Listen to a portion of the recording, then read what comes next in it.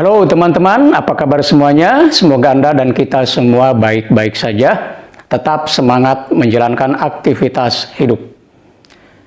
Bagaimana sih agar tulisan-tulisan kita tembus di media nasional? Nah, itu topik yang menarik bagi para penulis pemula atau calon-calon penulis.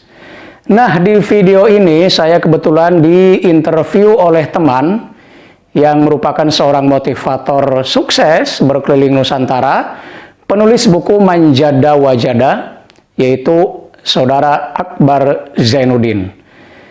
Ya, saya diinterview tentang pengalaman saya menulis di media nasional maupun lokal gitu ya, serta bagaimana cara-caranya agar tulisan kita mudah dimuat. Silahkan saksikan video berikut ini.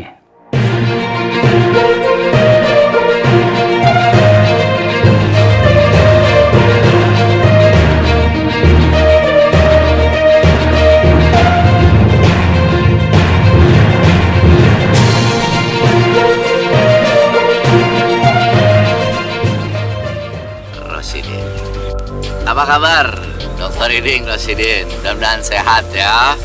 Bagaimana kondisi kegiatan sekarang ini? Masih ngajar? Alhamdulillah kabar Ana baik-baik saja, atau saya masih bisa tetap beraktivitas seperti biasa ya. Meskipun ya sekarang WFH ya, work from home. Nah, kegiatan saya sekarang tentu saja yang utama adalah karena saya sebagai seorang dosen, maka tugas utama atau pekerjaan saya sekarang adalah mengajar ya, sesuai dengan bidang saya. Kebetulan saya mengajar di FISIP ya, di Prodi Ilmu Politik, dan sekarang memegang jabatan sebagai ketua prodi atau ketua jurusan. Masih nulis? Karena saya menjadikan menulis sebagai passion saya, maka ya saya selalu berusaha menyempatkan untuk menulis ya, dalam situasi apapun. Dr. Iding, mulai kapan nih ya dulu itu senang untuk menulis?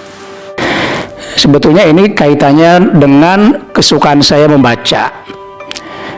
Nah, saya nih alhamdulillah senang membaca itu sejak masih kecil, sejak masih di Madrasah Ibtidaiyah. Ini kebetulan dulu kan bapak saya kepala sekolah, jadi kalau ada buku-buku baru dikirim, ya kebanyakan sih buku-buku cerita tentang kepahlawanan, tokoh-tokoh dan sebagainya ya.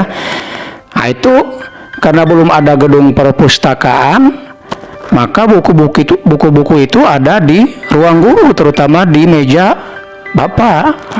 Nah, itu kemudian saya ambil, saya baca ya, kadang-kadang saya bawa ke rumah. Setiap hari membaca, mulailah muncul keinginan untuk membuat tulisan seperti cerita yang saya baca.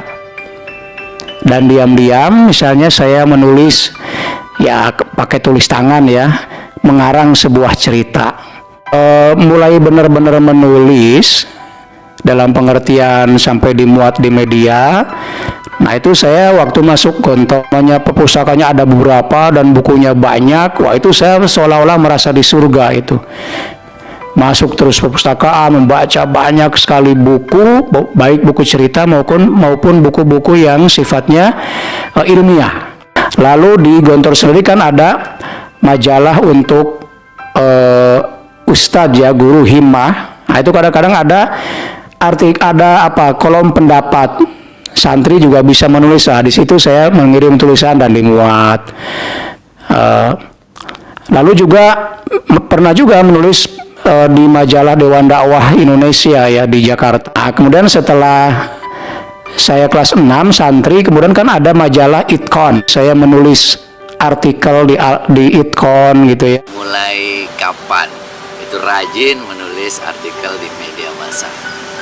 Selesai di Gontor dengan pengabdian setahun, kemudian masuk ke UIN Syarif Hidayatullah Jakarta, ya dulu namanya IAIN.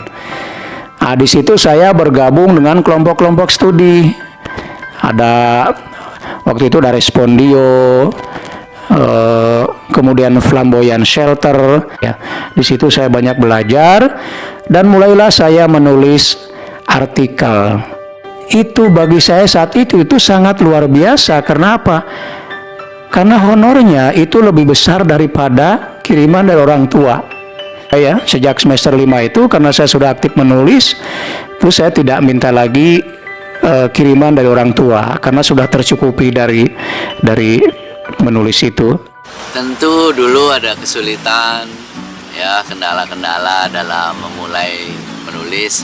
Boleh cerita, Dokter Ide, kendala-kendala apa dan bagaimana itu kita bisa kemudian mencari jalan keluar dari kendala-kendala itu.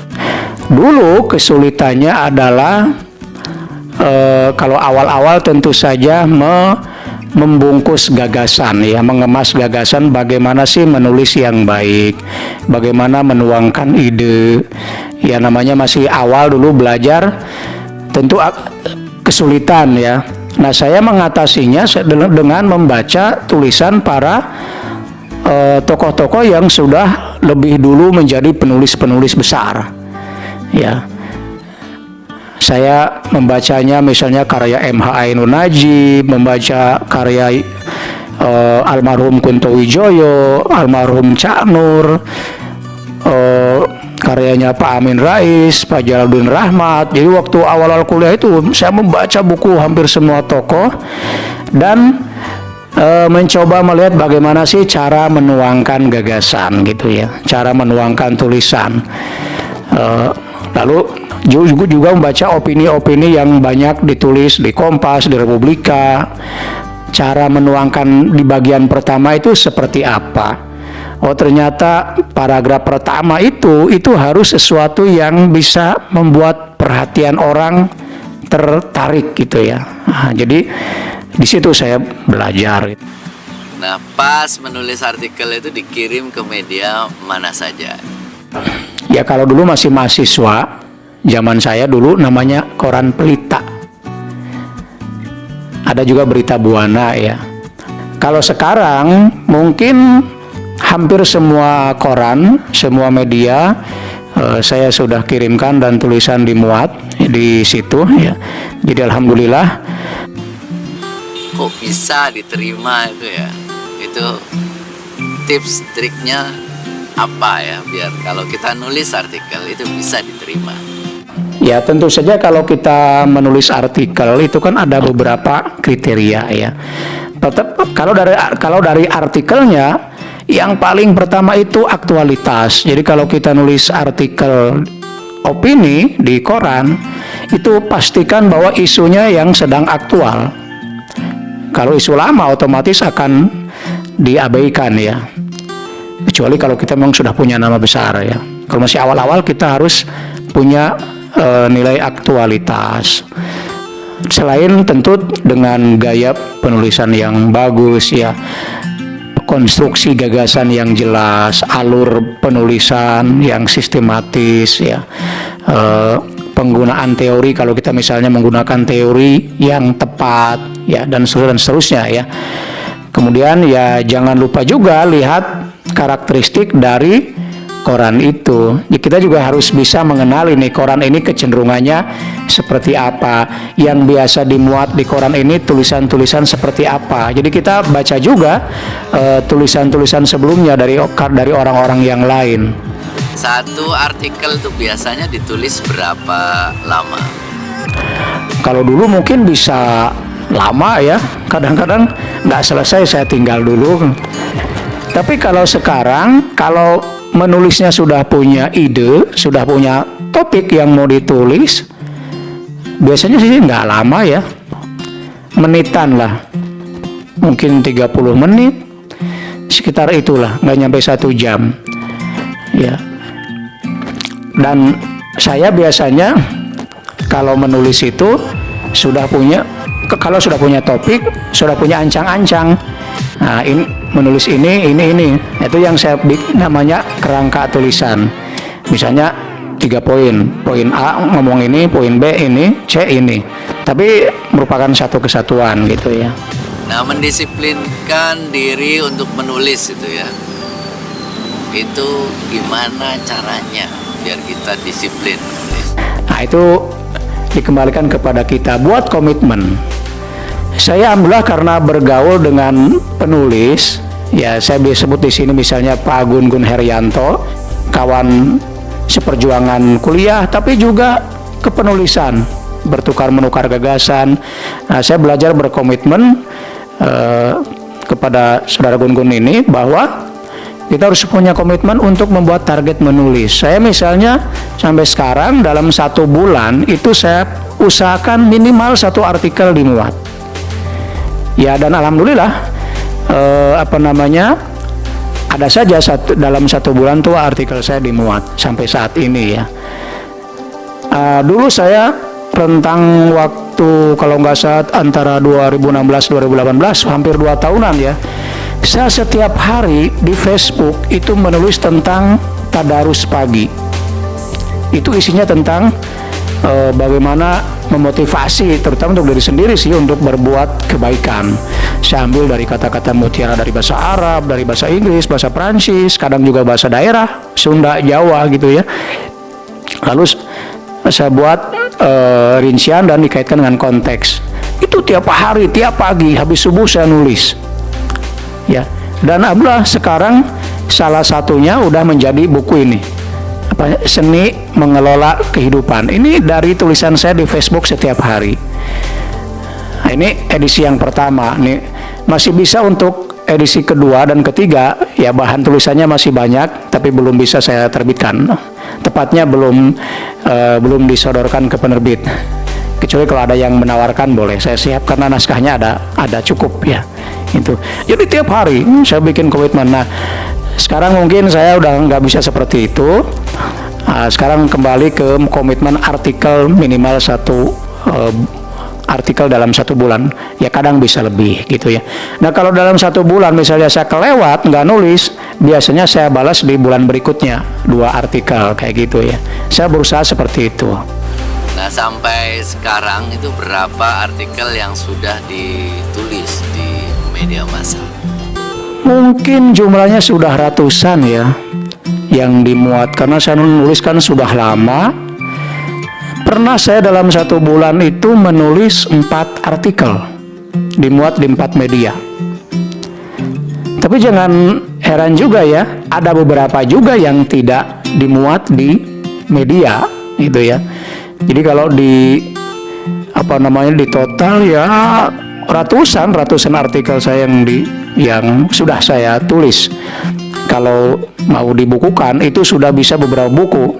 Nah, itu juga saya siap kalau ada penerbit yang mau menerbitkan untuk membukukan kumpulan artikel saya. Kebanyakan sih tentang politik ya, karena memang saya ada di dunia politik. Kalau kita ingin menulis sebuah tulisan di media massa, itu kerangkanya itu apa saja ya? Kerangka tulisan itu gampangnya adalah pointer-pointer yang mau kita tulis. Ya, memang bagi penulis pemula sebaiknya menulis itu pakai kerangka tulisan. Ini juga udah saya ada di YouTube saya IRC13 ya. Karena apa? Kalau kerangka tulisan kita buat, maka ketika kita menulis itu terarah fokus, nggak kemana-mana, nggak loncat sana loncat sini gitu ya. Misalnya kita sudah punya topik ini, lalu poin A mau nulis apa, B apa, C apa, 3 aja atau juga 2 ya, tergantung. Jadi kalau sudah ada kerangka itu, kita menulisnya ngikuti alur itu, jadi nggak kemana-mana. Penulis pemula itu kan kadang-kadang begitu, nulis tahu-tahu udah ke belakang kembali lagi ke atas, jadi kadang-kadang muter-muter gitu ya. Nah, itu jadi kerangka sangat membantu. Dan terakhir nih pesan untuk para penulis ini ya, supaya mereka tetap semangat menulis. Menulis itu satu keasikan ya, tapi sebaiknya banyak belajar dari pengalaman orang-orang lain menulis ya. Jadi banyak membaca karya-karya orang lain, tulisan-tulisan orang lain, sehingga kita bisa terbuka wawasan, terbuka pengetahuan bagaimana sih cara menulis yang benar. Kemudian cara paling tepat untuk menulis itu ya praktek. bukan teori ya. Jadi teori belajar singkat, kemudian harus praktek menulis, harus terus sering menulis. Dan kalau kalian menulis, ya, misalnya artikel, satu tulisan, oke, simpan dulu beberapa, bisa sehari 2 hari, lalu baca lagi.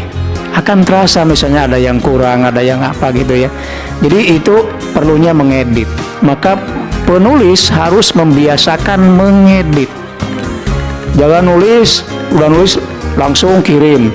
Jangan, edit dulu, baca lagi. Penulis yang sudah besar saja seperti itu. Jadi biasakan mengedit hasil tulisan. Kadang-kadang salah tulis juga sering kita temukan. Ini bahayanya kalau kita nggak ngedit ya. Kalau kita nulis sudah dipercaya oleh media. Saya pernah ngalami ngirim, mungkin karena udah sering dimuat, jadi kadang-kadang redaktur udah tutup mata saja langsung dimuat. Ternyata ada salah tulisan saya gitu. Saya lupa nggak teredit dengan baik. Akhirnya kan menjadi nggak enak, dan itu kalau nggak salah di subjudul kan kelihatan tercetak ya, salah tulis sih, bukan salah. Tapi kan tetap merasa bersalah. Jadi biasakan mengedit, menulis, mengedit. Bahkan bila perlu diedit oleh orang lain, tolong dong bacakan ke teman gimana sih, minta pendapat. Itu bagus juga, terutama kepada yang lebih berpengalaman ya.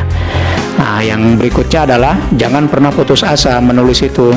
Kalau mengirim tulisan nggak dimuat, ya jangan langsung down. Ya, saya beberapa kali juga tidak dimuat.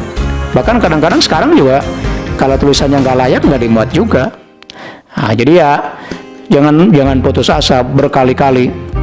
Pengalaman teman saya itu Alvan Alfian yang sering nulis di Kompas, itu puluhan kali juga ngirim ke media Kompas nggak dimuat, sampai kemudian bisa dimuat. Demikian teman-teman semuanya, mudah-mudahan bermanfaat, dan mudah-mudahan teman-teman khususnya sebagai penulis pemula ya bisa mengambil pelajaran dari video ini. Sampai bertemu kembali di video berikutnya, dan tetap semangat.